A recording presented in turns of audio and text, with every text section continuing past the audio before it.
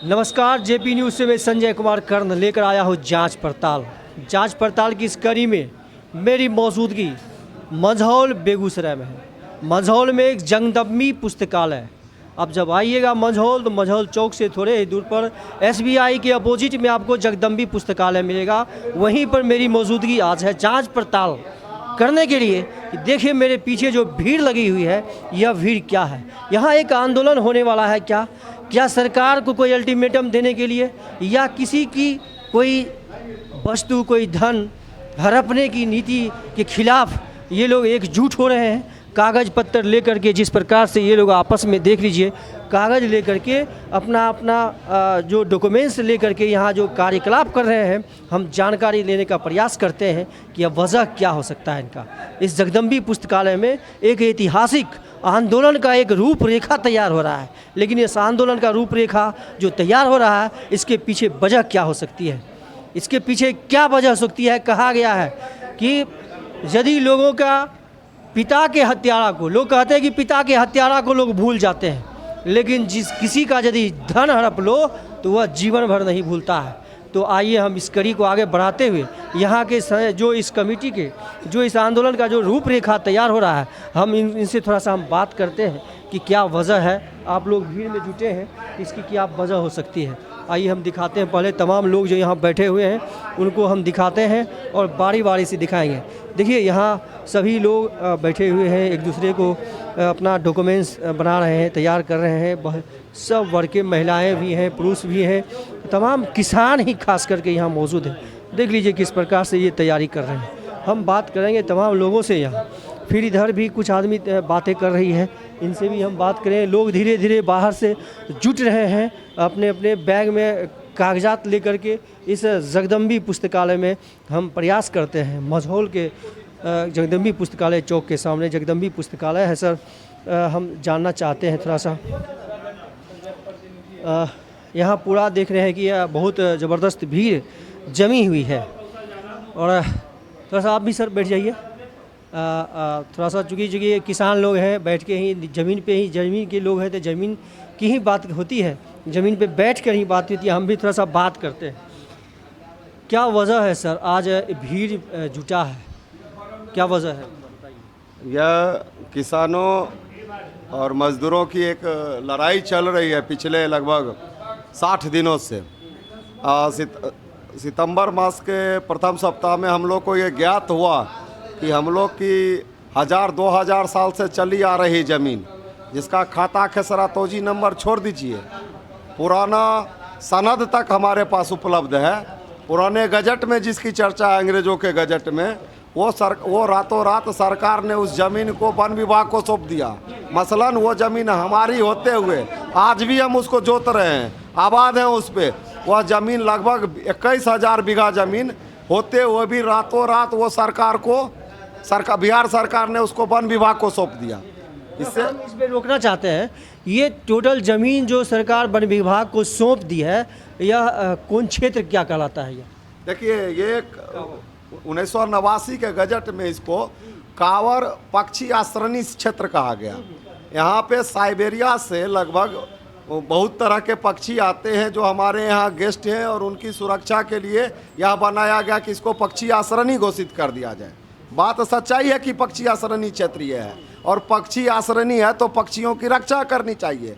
अगर हम ये किसान कह रहे हैं कि यह ज़मीन मेरी है, तो स्वतः ये मन में आ जाता है कि हम विश्व पर्यावरण के विरोधी हो गए और हम पक्षी के दुश्मन हो गए। लेकिन सर, जब वन विभाग पैदा नहीं हुई थी, जब सरकारें नहीं चलती थी, तब से ये पक्षी हमारे गेस्ट रहे हैं। ये पक्षी हमारे यहाँ आते हैं। पक्षियों का भोजन सर किसानों के द्वारा उपजाया गया अनाज होता था। पक्षियों का भोजन वन विभाग द्वारा लगाया गया गुल्लर नहीं है। अगर वन विभाग इस जमीन को अतिक्रमण कर रही है, अतिक्रमण शब्द मैं यूज कर रहा हूँ, वन विभाग अगर इस जमीन को कर रही है तो उसको पक्षी आश्रयणी नहीं कर सकते हैं, इसको बिहार सरकार का मानसिक मवाद कह सकते हैं। भारत सरकार का पागलपन का फैसला कर सकते हैं कि एक ऐसे फैसला में ना उसका पक्षी बचेगा, ना किसान बचेगा, ना मजदूर बचेगा, ना मछुआरा बचेगा। पागल हो गए सबके सब। देखिए इस कांवर क्षेत्र में, देखिए कांवर जो पूरे बिहार में बेगूसराय कांवर के नाम से जाना जाता है। और कांवड़ में निश्चित रूप से जो आप बताए हैं कि साइबेरिया से सर्दी के मौसम में यहाँ पर आते हैं अपना प्रजनन करने के लिए और प्रजनन करके फिर वापस अपने यहाँ लौट जाते हैं। तो आपके लिए गेस्ट जो आप लोग रक्षा करते हैं, किसान हैं, आपकी ही फसल हुए लोग खाते हैं तो कोई दिक्कत नहीं है। लेकिन ये पर्यावरण, ये जंगल जो है जहाँ कांवड़ जिसको बोलते हैं, वहाँ पर किस प्रकार के वृक्ष ज़्यादा हैं, ये आप बताइए। देखिए, कांवड़ 20,000 एकड़ की बात सरकार कर रही है, 21,000 बीघा के लगभग में। उस पूरे परिक्षेत्र में 2% पर जंगल नहीं है पूरे ज़मीन में। उसके बाद भी यह क्षेत्र औसतन घनत्व के मामले में, ज़मीन का घनत्व होता है कि इस पे जंगल कितना है, ज़मीन कितना है, औसतन घनत्व के मामले में, जंगल घनत्व के मामले में हम विश्व से 3 गुना रिकॉर्ड पे हैं। कांवड़ परिक्षेत्र में एक भी जंगल नहीं है। रुक जाइए, सरकारी कागजों पे 2.5 करोड़ पेड़ लग चुका है। पत्रकार महोदय, 2.5 करोड़ छोड़ दीजिए, गाड़ी खर्चा हमारा, भर दिन चलिए हम घूमते हैं, 2,500 पेड़ आप दिखा दीजिए सर। पेड़ कागज पे लग गया, 2.5 करोड़ को 350 से गुना कर दीजिएगा, वो लगाने के नाम पे घोटाला। अगर पेड़ बढ़ गया होगा इतना दिन में तो कट के बिक गया, उस नाम पे घोटाला। पेड़ नहीं है सर, लेकिन वन नहीं है, लेकिन जमीन वन विभाग का है सर। खेती होती है, 1 लाख से ज़्यादा की आबादी का वहाँ पे बास है।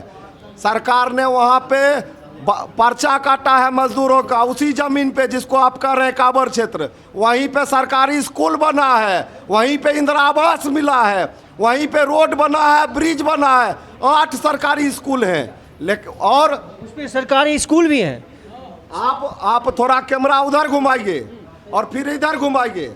आप जहाँ खड़ा हैं, सरकार की नज़र में आप पानी में बैठे हुए हैं। यह क्षेत्र भी कांवड़ में आता है।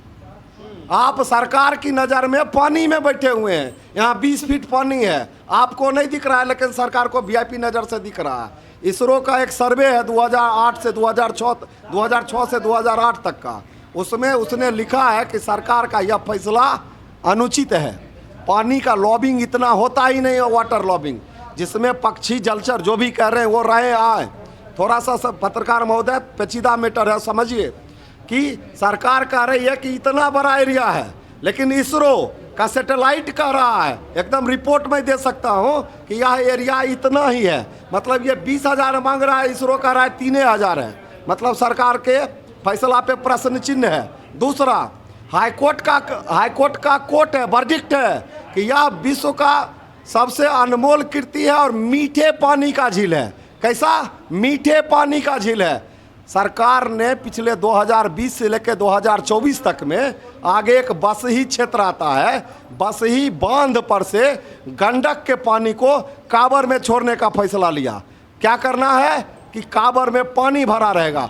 आप बताइए कि गंडक के नदी का पानी अगर कांवड़ में छोड़ा जाएगा, क्या वो मीठे पानी का झील मीठा रहेगा? क्या वन्य जीव पे असर नहीं पड़ेगा? क्या मछली पे असर नहीं पड़ेगा? क्या पर्यावरण पे असर नहीं पड़ेगा?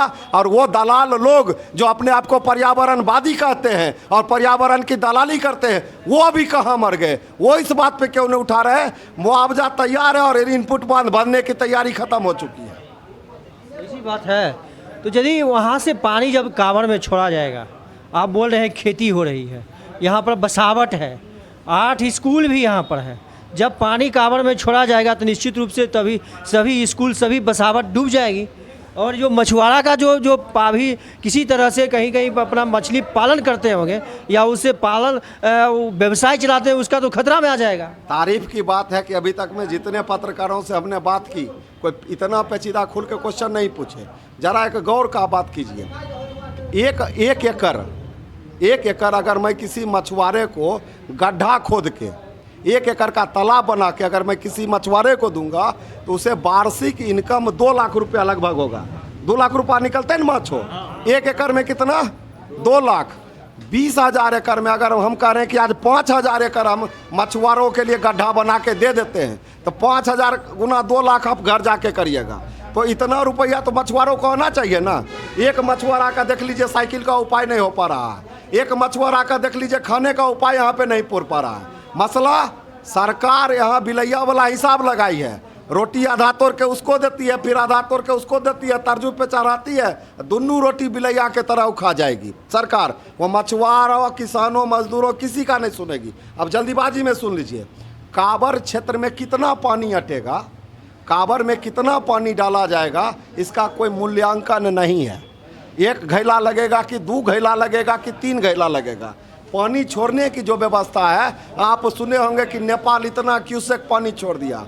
पानी छोड़ने की व्यवस्था ऐसा नहीं है कि एक उधर टावर पे खड़ा रहेगा, हे हो बंद कर दो, इतना लाख क्यूसेक पानी वो छोड़ के टेस्ट करेगा। उस पानी के छोड़ने के बाद इस क्षेत्र में जहां आप खड़ा हैं वहां 20 फीट तक जलमग्न हो सकता है। आप स्वतः क्वेश्चन करिएगा, ऐसा ही 5 लाख लोग को पानी में डुबा देगा सरकार? तो हम आपको जवाब दे रहे हैं, आपका खगड़िया से उधर कोसी पड़ता है, ऐसा ही 5 लाख आदमी को पानी में डुबा दिया था नेपाल के गेट खोलने के कारण। कुछ कोसी वाला बिगाड़ियो लिए थे सरकार का। नहीं, आप देखिए, आपका बहुत बड़ा आपका सवाल है कि जब पानी छोड़ा जाएगा तो यहाँ जो बसावट है तो उससे पहले उसका व्यवस्था करनी चाहिए। आप कह रहे हैं, सही कह रहे हैं कि आप कोसी क्षेत्र में जो पानी छोड़ी जाती है तो बांध के अंदर में जितने भी बसावट है सब प्रत्येक वर्ष जन्म जन्मांतर से पीढ़ी दर पीढ़ी उस बाढ़ को झेलते आ रहा है। और वही स्थिति इस कांवर क्षेत्र में जहाँ बैठे हुए आप बता रहे 20 फीट जब यहाँ पानी हो जाएगा तो फिर तो मामला तो बहुत सर मेरा रोजगार है और रोजगार छोड़ कर हम यहाँ बैठे हुए, हम नेता नहीं हैं। यहाँ हमारा घर परिवार, आसपास की आबादी 10 लाख लोग सीरियसली प्रभावित हो रहे हैं। इससे हमको, मेरा उसमें से ज़मीन 5 कट्ठा पड़ेगा हिस्सा में, लेकिन उससे लगभग 20,000 एकड़ में 10 लाख आवाम प्रभावित हो रही है।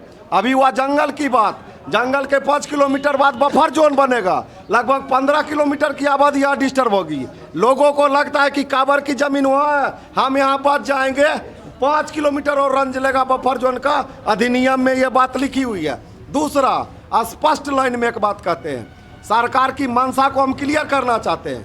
88 में गजट हुआ सर, 2024 चल रहा है, 36 साल हो गए, हमारी व्यवस्था पे भी कोई काम नहीं हुआ है। रातों रात अनुमंडलाधिकारी फैसला रिजेक्ट कर देते हैं, लेकिन 4 साल में सर बसी का मुआवजा दे के तैयार है। मतलब भोजन का व्यवस्था नहीं हुआ, तलवार का डेली धार लगाया जा रहा है सर। और मतलब इनपुट पानी तैयार है, लेकिन कांवर के मछुआरे, कांवर से पानी कैसे निकलेगा, कांवर का जीव कैसे बचेगा, पक्षी आना बंद कर दिया सर, पक्षी कैसे बचेगी, इस पर कोई काम नहीं हुआ। वन विभाग का एक लेटर आ जाता है 400 STF भेज दो, बताइए किसान के साथ STF क्या करने वाले हैं? तो आई सवाल देखिए, सवाल ये है कि यदि उसको पर्यावरण बचाना है तो किसान का क्या होगा? यदि किसान का ज़मीन है, आपके पास डॉक्यूमेंट्स है पूरे, आप बता रहे हैं कि अंग्रेज़ ज़माने से हम लोग इस ज़मीन पर हैं, तो ज़बरदस्ती किसी का ज़मीन कोई हरण तो नहीं कर सकता है। इसके लिए मुझे मुआवजा देना पड़ेगा, या उसका ज़मीन है जो नहीं छोड़ना है, उसको पर्यावरण की बहुत चिंता है उसको। आप तो बता रहे हैं कि पक्षी आना बंद कर दिया है, तो ज़मीन का डॉक्यूमेंट सब आदमी के पास तो होना होगा ही। तो सर पीछे में जमा कर रहे हैं, अभी 152 नंबर चल रहा है सर, 10 बजे से शुरू हुए हैं और ऐसा 4 बोरा फाइल सर अनुमंडल और सब में डाले हुए हैं। पूरे बात की तकनीकी प्रक्रिया पे अगर ध्यान दीजिएगा तो एक भी यहाँ पे 89 के बाद जो भी ऑफिसर नियुक्त किए गए हैं वह किसानों के अगेंस्ट में कलम लगातार चलाते ही चले गए। आज अगर एक लाइन को गौर किया जाए, आज अगर ये ज़मीन वन विभाग को दे दी गई, मान लीजिए सर्वे में ये किसान गए, इनको बोला गया कि आपका ज़मीन है, ये ज़मीन किसका है, वन विभाग को हो गया, तो एक सर्वे का भी एक अधिनियम है, उसका भी नियमावली है। उस नियमावली में स्पष्ट सर लिखा हुआ है विभागीय कागज के आधार पे कोई सर्वे नहीं होगा। मसलन आज वन विभाग ने कहा कि यह ज़मीन हमारी है तो अपने नाम चढ़ा दिया, कल वक्फ बोर्ड बोलेगा यह ज़मीन हमारी है, नाम चढ़ाइएगा, कल संस्कृत शिक्षा बोर्ड बोलेगा यह ज़मीन हमारी है, नाम चढ़ाइएगा। विभागीय कागज के आधार पे ज़मीन सर्वे नहीं होगा। अब अगर ये खतियान दे रहे हैं तो वन विभाग रिमार्क्स में जाएगा, लेकिन आज क्या हो रहा है कि ये कागज दे रहे हैं तो मेन में वन विभाग या अनावाद बिहार सरकार लिखा रहा है, रिमार्क में अगर इनका राजवंशी महतो से पैरवी है तो नाम चढ़ेगा, नहीं पैरवी है तो घास छिले जाए घर। यही प्रक्रिया। देखिए, आप लग रहा है कि एक आंदोलन का रूपरेखा तैयार हो रहा है और इस आंदोलन को कांवर आंदोलन निश्चित रूप से कहा जा रहा है। कांवर किसान महापंचायत के नाम से यह आंदोलन पिछले कई दिनों से चल रही है। इस आंदोलन का क्या नाम है? कांवर किसान महापंचायत की तरफ से किसान मजदूर आंदोलन है ये।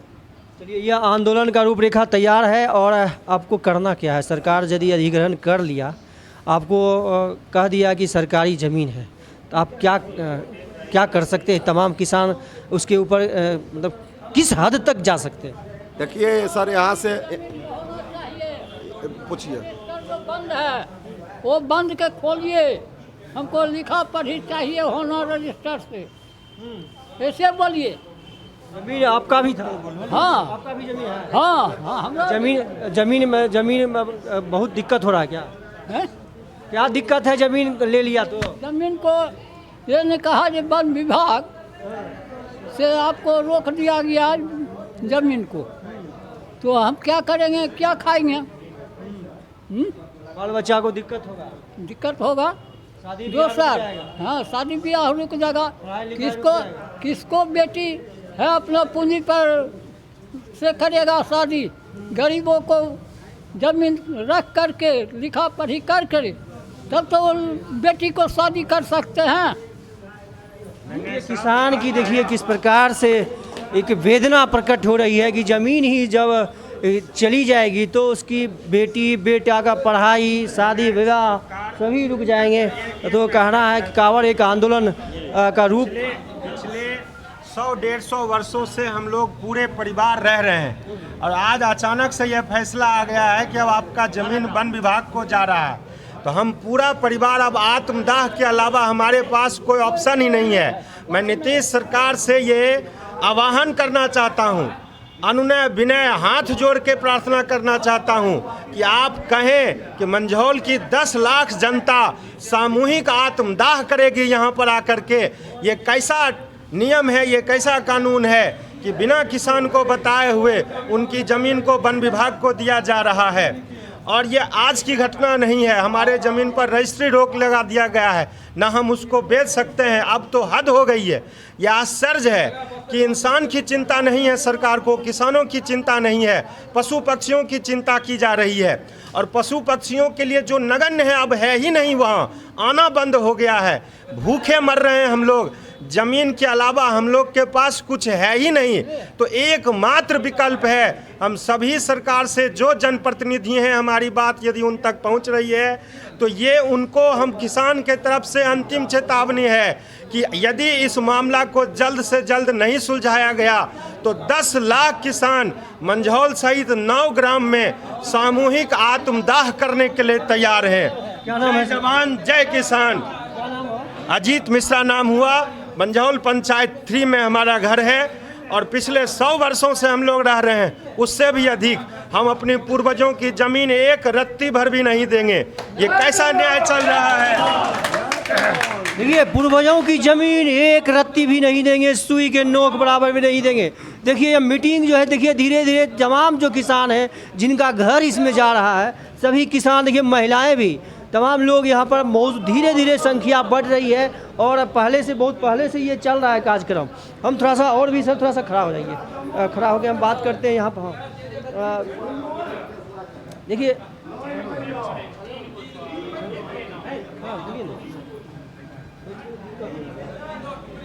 सर, क्या नाम हुआ आपका सर? मेरा नाम संजय कुमार सिंह हुआ।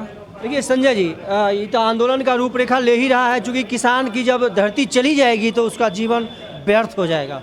क्या कहना है इस पे कांवर की इस धरती? मेन ये चीज़ है कि यहाँ पे जितने भी लोग दिखाई दे रहे हैं, किसान, मजदूर, गरीब गुरबा, माता बहन, सब दिखाई दे रहे हैं यहाँ पे। सरकार की नज़र में ये सब मरे हुए हैं, मरे हुए। हम इसलिए कह रहे हैं मरे हुए हैं कि वोट के लिए तो हमारे पास आ जाते हैं, एक को नोटिफिकेशन दे देते हैं कि आज भैया इतना तारीख को वोट है, आप वोट डाल दीजिएगा। और जब मेरी किसान, मतलब किसान की ज़मीन की बारी आता है तो एक भी नोटिफिकेशन जारी नहीं करते हैं। वो पेपर में निकाल देंगे कि आ जाइएगा और कागज़ जमा कर दीजिएगा। और उसमें से मात्र 1500 किसान, पूरे क्षेत्र का 1500 किसान, उन्होंने अपनी आपत्ति जो है डाल पाई है। और बाकी जो यहाँ पे किसान हैं उनके, मतलब सरकार के नज़र में वो मरे हुए हैं। तो मरा हुआ तो कुछ तो करेगा, अपनी ज़मीन बचाने के लिए, अपनी ज़मीन को बचाने के लिए वो तो कुछ तो करेगा। यही तैयारियां हो रहा है कि अभी अगर वही जुगनू भाई क्या बोल रहे थे कि कम से कम 3 बोरा एप्लीकेशन रखा हुआ है, यानी 30,000 एप्लीकेशन जमा हो चुका है और ये 30,000 एप्लीकेशन हमारे डीएम साहब के टेबल पे, सीएम साहब के टेबल पे और पीएम साहब के टेबल पे जाने वाला है और बताने वाले हैं हम कि सर हम अभी मरे नहीं हैं, हमारी बाप दादे की ज़मीन नहीं, हमारे बाबा और परबाबा की ज़मीन है और पोता उसको बचाएगा। आपसे मांगने के लिए मुझे ये नहीं है कि आप हमको दे दीजिए, ये मेरी ही चीज़ है तो हम अपनी चीज़ को बचाएंगे ना। तो आप जब लेने के लिए यहाँ आइएगा तो आप डर नहीं रहिएगा। आप जब हमको मरा हुआ साबित कर दिए तो हम आपको छोड़ेंगे, हम आपको भी वही हाल कर देंगे जो हाल आप हमारा कर रहे हैं। देखिए जो किसान का आक्रोश है, हम और किसानों से बात करेंगे। देख रहे हैं, देखिए बहुत सारे बुजुर्ग लोग हैं किसान, थोड़ा सा उनसे भी थोड़ा सा आगे बढ़ के हम बात करते हैं कि चचा से बात करते हैं थोड़ा सा।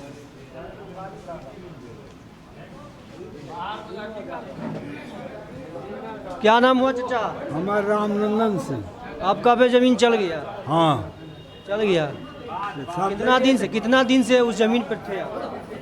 ऐसे बाबे पर बाबा सतीन कौन बहुत पुराने जमीन से। आपको बताया नहीं और सीधे कहा कि वन विभाग का ज़मीन हो गया? हमें कहाँ कहलिए, तो कहे छो कि हम कहे छी। सरकार आपको बताया कि आप कुछ पहले से बताया कि का एक सीधे कह दिया सरकारी हो? कभी नहीं बतल को ना। क्या कीजिएगा? की करबे, खून है आर की करबे, घरों ले लो, घरों घोषिते कहने छो तो हम जाइए कहाँ। खेती 20 बीघा से मैंने पश्चिम बिहार में घोषित कर दिलो, आखिर हम जीवे केना? वैसे बढ़िया मरिए के न मार दो। चलिए, मरने हरने के लिए तैयार चुकी ज़मीन भी। क्या नाम है आपका? शंकर सिंह। आपका भी चल गया ज़मीन? हाँ, 4.25 बीघा जमीन जा रहा है हमारा भी। हाँ, बड़ा समस्या हो गया। बाबा पर बाबा सब जोतते आ रहे हैं, हम भी जोतते आ रहे हैं इतना दिन से। अभी कह रहा है जो हमारा ज़मीने नहीं है, जबकि अभी तक हम करेंट रसीद कटा रहे हैं। रसीद भी कटा रहा है? रसीद कटा रहे हैं, पैसा दे रहे हैं। उसके बाद कह रहा है सरकार तुम्हारा ज़मीन नहीं है, वन विभाग का है। वन विभाग के किससे लिया है? जब रेंज दे रहे हैं हम तो कैसे वन विभाग का हो गया है? सब दिन हम जोत रहे हैं, अभी भी जोत रहे हैं। कैसे हो गया वन विभाग का? चलिए, कैसे हो गया वन विभाग का? और भी देखिए, आप भी आए हैं, थोड़ा खड़ा हो जाइए।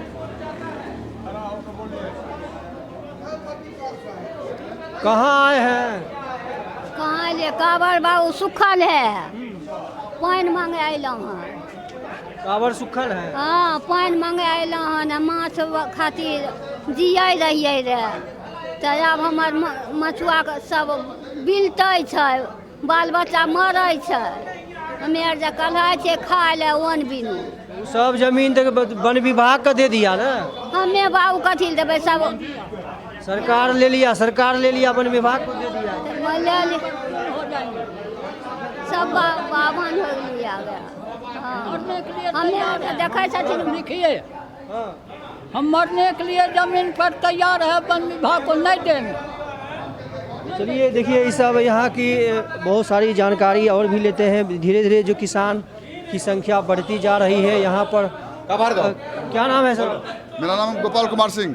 देखिए, कांवड़ आंदोलन बड़ा जोरों पर आप जिस प्रकार से माहौल बना रहे हैं, एक आंदोलन का रूप ले रहा है, तो करना क्या है बताइए सरकार? मेरी जो ज़मीन है कुछ आवासीय है, कुछ व्यावसायिक है। सारे ज़मीन सड़क के किनारे है, जिसमें हमारा व्यवसाय चलता है, व्यावसायिक ज़मीन है, और उस ज़मीन को भी सरकार अधिग्रहण कर रही है। क्या नाम है आपका? गोपाल कुमार सिंह।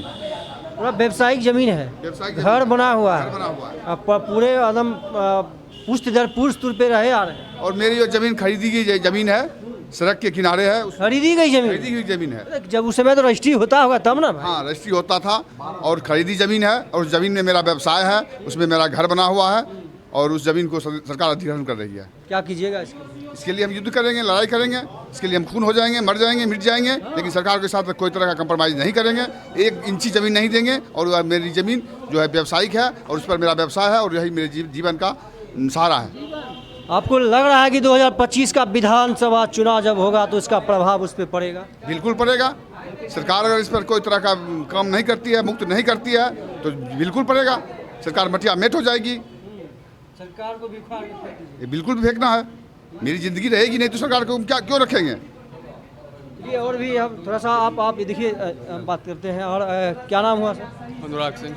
क्या कहना है बताइए आपको इसका? बोल रहे हैं कि नो समाधान नो मतदान। नो समाधान नो मतदान। नो मतदान, मतदान बहिष्कार कर दिया एकदम पूर्णतः बहिष्कार। मतदान बहिष्कार करने से कोई मामला होने वाला नहीं है। अरे अब मतदान से डरती है सरकार। आप या तो सरकार बनाइएगा या तो सरकार बिगाड़िएगा। जब आपका काम बिगड़ रहा है तो क्या कीजिएगा? और बिगाड़ देंगे सरकार को। सरकार को बिगाड़ देंगे। हाँ, वो जंगल बनाएगा, हम चंबल बना देंगे। आपका भी जमीन जा रहा है? पूरा ज़मीन जा रहा है। टोटल के 95% लोगों का ज़मीन जा रहा है। अब बोले क्या, जहाँ आप खड़े वहाँ पर 20 फीट पानी लग जाएगा तो पानी में तर के लोग वोट देगा कि? सरकार पूर्णतः मानसिक दिवालिया घोषित कर दिया जाए। सरकार पगला गई है। ये वन पर्यावरण के नाम पर केवल किसान की ज़मीन को लेकर बड़े बड़े उद्योगपतियों को देने की ये बहुत बड़ी साजिश हो रही है। जिस तरह आप देख रहे हैं कि निजीकरण हर जगह हो रहा है। अब वन विभाग बचा हुआ है, रेल भेल सब तो हो गया है ना। हाँ, रेल भेल सब कुछ तो हो गया, सबका खेल देख लिए। अब बचा एक किसान। अब अंतिम प्रहार किसान पे हो रहा है, क्योंकि बड़े बड़े उद्योगपतियों की ज़मीन कम हो रही है। वो अपना उद्योग लगाएंगे कहाँ? ये किसान को गुमराह करके केवल अब और बड़े बड़े पूंजीपति अपनी साजिश दे रहे हैं। देखिए, एक बहुत बड़ा इन्होंने बात कहा है कि ज़मीन लेकर के बड़े बड़े उद्योगपतियों को देने की साजिश हो रही है। यह कांवड़ की ज़मीन जब पुरखापति इनका बड़े दिनों से पुश्त दर पुश्त ज़मीन पे रहते आ रहे हैं, खरीद बिक्री भी कर रहे हैं, पहले से भी खरीद बिक्री हो रही है। और इसके बाद ज़मीन हड़प। हम लोगों के पास 300 साल से हर कागज़ का रिकॉर्ड है। 300 साल? 300 साल। डीएम साहब ने हर कागज़ को स्कैन करवाया और उन्होंने अपलोड करने से रोक दिया। इसमें सीधी सी बात है कि सरकार अपने ही ऑर्गेनाइजेशन स्ट्रक्चर के साथ खुद से खेल रही है। और यह खेल कल के भविष्य के लिए इस क्षेत्र में 15 लाख आबादी के लिए बहुत बड़ा घाटा का सौदा होगा। 15 लाख आबादी तो सरकार को बना सकती है, बिगाड़ सकती है। क्या लग रहा है 2025 का चुनाव पर इसका प्रभाव पड़ जाएगा क्या? चुनाव पे प्रभाव ऐसा पड़ेगा कि वो अपना तख्त नहीं संभाल पाएंगे। उनके ख्वाबों में जो चल रहा है कि हम गुल खिलाते रहेंगे और जनता सोई रहेगी, तो जनता चूतिया नहीं है। जनता को सब कुछ समझ में है। सीधी सी बात है कि हमारे 15 लाख जनता पे जो असर पड़ेगा उसका सीधा असर उस कुर्सी पे पड़ेगा। कुर्सी पर पड़ेगा। आपका क्या कहना है? जमीन हमारी है, जल हमारा है, पर्यावरण हमारा है। एक पक्षी को बचाने में कितना अधिनियम चाहिए, एक पर्यावरण को बचाने में कितना अधिनियम चाहिए, और एक मनुष्य को बचाने में कितना अधिनियम चाहिए, ये सरकार तय करके बतावे। देखिए, इतिहास गवाह है। बार बार भी जब बाढ़ आती है कोसी क्षेत्र में, मैंने उस बाढ़ को देखा है। पुल के बांध के अंदर में जो लोग बसे हुए हैं, जब पानी आती है तो सालों साल प्रत्येक साल बाढ़ के समय में उसको उस पानी को झेलना पड़ता है। और धीरे धीरे अभ्यस्त हो जाते हैं। उनके बाप, उनके माता, उनके बच्चे बह जाते हैं, लेकिन सरकार उसके लिए कहाँ कुछ कर पाती है? बोले तो फिर जब यहाँ डूबेंगे, जब पानी वहाँ से बोल रहे हैं कि जब बांध बना के छोड़ा जाएगा तो ये पूरा क्षेत्र जलमग्न हो जाएगा। सरकार का मेरा कहना है सरकार से कि सरकार का एक बिहार सरकार का बहुत बड़ा नारा है, जल जीवन हरियाली। और जल जीवन हरियाली के सबसे बड़े अगर पोषक हैं, जल की ज़रूरत और जल को संग्रह करने का अगर कोई काम करेगा तो वो किसान करेगा। हरियाली का सबसे बड़ा पोषक किसान। कोई उद्योगपति कितना हरियाली लगाता है और कितना हरियाली फैला सकता है वो आप जानते हैं। उनको फैक्ट्रियाँ चाहिए, फैक्ट्रियों में हरियाली नहीं मिलती है। हरियाली का पोषक किसान, जल का जो है सब पोषक किसान, और जमीन का पोषक किसान। और सरकार इसी को जो है यहाँ से उड़ाना चाहती है। ये करना क्या है इस पे? देखिए, दूसरी बात है कि ये जितनी भी प्रक्रिया चल रही है, ये सरकार ने ही गैर कानूनी तरीके से जो है सो इसका जो है सो शुरुआत किया। 1989 में जब अधिसूचना हुई कि ये ज़मीन जो है सो सरकार जो है सो अपने अंदर करेगी, तो उसके बाद बजाबते जो है सो भू अधिग्रहण की प्रक्रिया होनी चाहिए थी। तो कोई भी भू अधिग्रहण की प्रक्रिया नहीं हुई, जिसके तहत किसानों का डॉक्यूमेंट मांगा जाता है भू अधिग्रहण प्रक्रिया में। गजट आपकी है, कहीं भी गजट होता है तो उसका नियम है कि भू अधिग्रहण होता है, तो वो भू अधिग्रहण नहीं हुआ। आज सर्वे के नाम पर एक विभागीय लेटर जो है सो सर्वे विभाग को वन विभाग दे देता है कि इसको वन विभाग के नाम से कीजिए, तो वन विभाग के नाम से नहीं, उसको अनाबाद बिहार सरकार करे। तो बिहार सरकार कैसे? अधिग्रहण तो बिहार सरकार ने किया नहीं, पूरी अधिग्रहण की प्रक्रिया बिहार सरकार अपनाती, उसके बाद अधिग्रहण करती, किसानों से उसका डॉक्यूमेंट मांगती। जब आप अधिसूचित किए उस समय किसान के पास पेपर था, किसानों ने दिया। आज भी जो है सो आपने जो है सो हाईकोर्ट ने जो है सो एसडीओ साहब को दिया, तो एसडीओ साहब ने बहुत जो है सीमित क्षेत्र के किसानों को नोटिस करके आप दावा आपत्ति लिए, पेपर जमा किया गया और उसको भी जो है सो गलत तरीके से खारिज किए जा रहे हैं। आप उन पर किसानों का सुन लेते हैं। करना क्या है? ये देखिए, करना यही है कि हम लोग को सड़क से लेके संसद तक लड़ना है। मेरी जमीन है, मेरे पास डॉक्यूमेंट है, बाप दादा के जमाने से जो है सो हम उनको जोत आबाद कर रहे हैं, उस पर बसे हुए हैं, इसको हम किसी भी कीमत पर नहीं छोड़ेंगे। अगर हमारी ये जाति है तो ये मेरा जो है सो हम लोग का जो जीविका का साधन है ये जो है सो सीधा खत्म हो जाएगा और हमारे पास जो है सो कोई और रास्ता नहीं बचेगा। इस आंदोलन को याद रखना होगा सरकार को। ये आंदोलन जैसे पूर्व में एक नक्सलवादी आंदोलन हुआ था बंगाल में, वो भी जमीन की लड़ाई थी, और सिंगूर का लड़ाई हुआ जो रिसेंटली आपको पता है बंगाल में, ये लड़ाई उस मोड़ तक जाने वाली है और किसान इस क्षेत्र के इसके लिए रुकने वाले नहीं हैं। किसानों ने पूरी तैयारी कर रखी है। क्या नाम हुआ आपका? रितेश कुमार साहब। देखिए रितेश जी, देखिए रितेश जी ने जो बताया है कि सिंगूर में जैसे हुआ, नक्सलवादी आंदोलन जैसे हुआ है, ये बहुत बड़ी बात आपने कह दी है। नक्सलवादी सर, नक्सलवादी बता रहा हूँ, नक्सलवादी जो बंगाल में आंदोलन हुआ था, जमीन की लड़ाई, सिंगूर जी, बहुत सारे किसान वहाँ जो है सो पहले, बाद में नक्सलवादी जो है सो गलत जगह चला गया, माओवादी गलत जगह चला गया, लेकिन वो जो आंदोलन हुआ था जो पहला नक्सलवादी किसानों की जमीन की आंदोलन, उसकी मैं बात कर रहा हूँ। मैं आज की माओवादी और नक्सलवादी की बात नहीं कर रहा हूँ, आज की नक्सलवादी की बात नहीं कर रहा हूँ, मैं नक्सलवादी जगह की बात कर रहे हैं, सिंगूर जगह की बात कर रहे हैं जहाँ किसान ने आंदोलन किया था। ये चिंगारी सुलग चुकी है, सरकार को कान खोलना पड़ेगा। जो पुश्त दर पुश्त इस ज़मीन पे अपना रहते आए हैं, यदि सरकार कान नहीं खोलती है, इस पे ध्यान नहीं देती है, तो कांवड़ एक बहुत बड़ा आंदोलन का रूप लेने जा रहा है। आप देखते रहिए जेपी न्यूज़ 23 और यूट्यूब पर जांच पड़ताल न्यूज़ को देखते रहिए। हम बार बार कांवड़ आंदोलन की जानकारी आपको अपडेट कराते रहेंगे कि यह आंदोलन कहां तक जाती है। क्या सरकार वास्तव में इसकी ज़मीन को हड़प करना चाहती है, हड़पना चाहती है? ज़मीन यदि पुश्त दर पुश्त इनके पास कागज़ पत्तर है, यदि ये बराबर बेचते आए हैं, खरीदते आए हैं, तो जब ये सब काम होता आया है पहले से, तो फिर बेवजह इसका रसीद है। सभी आदमी का कहना है कि रसीद पुश्त दर पुश्त हम कटाते आए हैं, अपना रेवेन्यू हम सरकार को देते आए हैं, तो फिर सरकार किस हैसियत से इसका अधिग्रहण कर रहे हैं? इसका हड़प नीति इस प्रकार से कहा जाए, इस जमीन के को 15 लाख की आबादी, 21,000 बीघा जमीन, 21,000 बीघा जमीन, और यहाँ के लोग कहाँ जाएंगे? सड़क पे आ जाएंगे, भीख मांगना पड़ेगा रोड पर। इनका कहना है कि तमाम लोगों का हम बराबर अपडेट कराते रहेंगे, आप बने रहे इस पर। देखिए एक कागज़ हाथ में है, अभी फ़िलहाल इसमें लिखा हुआ है मुख्यमंत्री महोदय के नाम से एप्लीकेशन है और मेरी ज़मीन वापस करने के संबंध में, और इसमें लिखा हुआ है, अंत में हम बता देते हैं कि श्रीमान से अनुरोध है कि मेरी ज़मीन मुझे बिना सूचित किए हुए ले ली गई, उसे वापस करने की कृपा करें, अन्यथा सपरिवार आत्महत्या करने का आदेश दें। देखिए बड़ी बात है ये, इसमें जो आप लिखे हैं, तमाम किसान यहाँ खड़ा हैं, कांवड़ आंदोलन से जुड़े हुए, जिनकी ज़मीन सरकार ने अधिग्रहित करने की प्रयास किया है, अभी तक समझिए कि अधिग्रहण हो ही गया है। तो इसमें एक ही मांग आपका, एक सूत्री मांग है, या तो वापस करें या सपरिवार आत्महत्या करने का आदेश दें। बिल्कुल देखिए, भारत के संविधान में या न्यायिक व्यवस्था में बात है कि अगर हमारा शरीर स्थूल पड़ जाता है, हमें जीने में कठिनाई होती है, तो वैसे स्थिति में सरकार से परमिशन मांगा जाता है, कोर्ट से परमिशन मांगा जाता है, और जिला अधिकारी जो हैं वो न्यायिक पदाधिकारी भी हैं, तो उनसे परमिशन मांगा जा रहा है हमारी इच्छा मृत्यु का। उसी का नाम अभी तो पूरा तंदुरुस्त है नहीं, तो अभी तंदुरुस्त हैं, लेकिन आप सोचिए कि एक क्षेत्र से 1 लाख टन प्रति वर्ष का उपज गायब हो जाए, एक क्षेत्र से 250 करोड़ प्रति वर्ष का कर्जा चढ़ने लगे, एक क्षेत्र का 10 लाख आश्रित प्रभावित हो जाए तो वह आत्महत्या ही करेगा।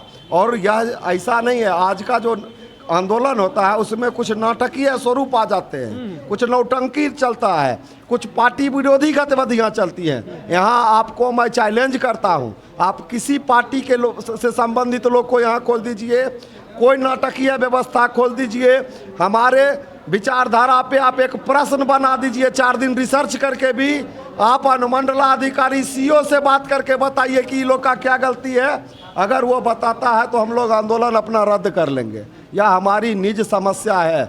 एक व्यक्ति जो आज उसकी ज़मीन होती तो वह ज़मीन बेचकर अपना बेटी का ब्याह जो चपरासी से कर रहा है, कलेक्टर से कर रहा होता, 2012 से उसका सर रजिस्ट्री बंद कर दिया गया है बेवजह। और रजिस्ट्री बंद करने में कलेक्टर का आदेश है कि यह जो रजिस्ट्री हम बंद कर रहे हैं ये गैर कानूनी है, इस पे और विमर्श होना चाहिए। मतलब इस प्रकार से आप पंगु हो गए हैं, आत्महत्या के आदेश मांग रहे हैं। उस दिन लगभग 20,000 किसान 1,000 ट्रैक्टर के साथ बेगूसराय कलेक्टर के पास जाएंगे, उनको लिखित आवेदन देंगे कि आप हमें आत्महत्या का आदेश दीजिए, नहीं तो मेरा जमीन दीजिए। नहीं तो फिक्स है डेट अभी तब, जब तक हम तैयारी पूरी नहीं कर लेते हमारा क्षेत्र आगे नहीं बढ़ता है। चलिए, डेट फिक्स अभी नहीं हुआ है, लेकिन सरकार को अल्टीमेटम मेरे चैनल के द्वारा से हम जानकारी देना चाहते हैं कि ये लोग सामूहिक रूप से कलेक्टर के सामने, कलेक्टर के ऑफिस के सामने सामूहिक आत्महत्या करने का आदेश मांगने के लिए पहुंचेंगे, ट्रैक्टर के साथ, हल के साथ। बहुत बहुत धन्यवाद। ज़्यादा से ज़्यादा कमेंट करें और शेयर करें इतना कि सरकार की कानों तक जाए, 2025 की चुनाव से पहले उनका अपना डिसीजन बदलना पड़े। बहुत बहुत धन्यवाद।